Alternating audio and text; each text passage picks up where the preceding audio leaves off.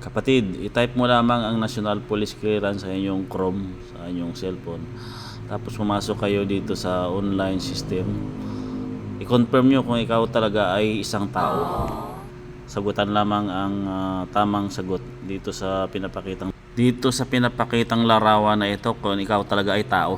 Sa mga wala pang idea, sundan nyo lang ang video na ito kung paano kumuha ng National Police Clearance through online. Para sa iyo to kapatid, itong video na ito, sundan nyo lamang ang aking tuturo step by step. I-type nyo po kung mayroon na kayong account, type nyo lang dito yung password. Kung wala pa naman, mag sign up muna po kayo. Okay.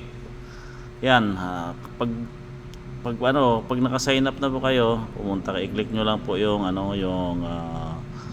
yung renewal kung dati na kayong mayroong clearance, renewal lamang po. Tapos slide nyo pakaliwa.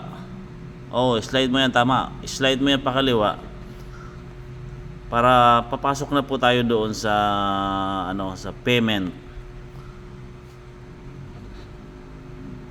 Yan, lalabas po diyan.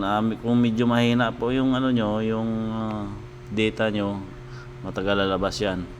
Tapos click nyo lamang po yan, yung payment method. Lalabas po diyan. Hanapin nyo po yung cash card. Tapos i-type nyo po itong captcha na ito para makapasok kayo doon sa website ng payment method po. Yan, captcha. Kailangan tama yung yung pagka-type mo yan. Kung small letter or small capital letter, then i-click mo yung term and condition, agree. Continue po tayo, i-click nyo yung continue. Tapos yan, proceed na tayo doon sa payment method. Okay. Okay na, uulitin natin uli para hindi kayo magkalituhan. I-click nyo po yung GCash payment. Marami po kasi nagkakamali dito, hindi nila alam kung paano ang idea.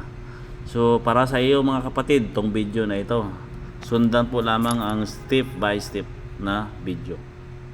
Okay, then na-click na natin yung agree. Piliin natin yung GCash payment. Kaya inulit po natin ito para hindi kayo malito. Okay, pagka click natin ng cash payment, tapos i-click natin yung captcha na yan. Nakadalawang beses din kasi ako ng ulit dito, hindi kasi ganun kadali, kaya paulit-ulit ka dyan, maranasan nyo yan. Yun, na-click na natin yung GCash payment. So proceed na tayo. I-click nyo po yung GCash.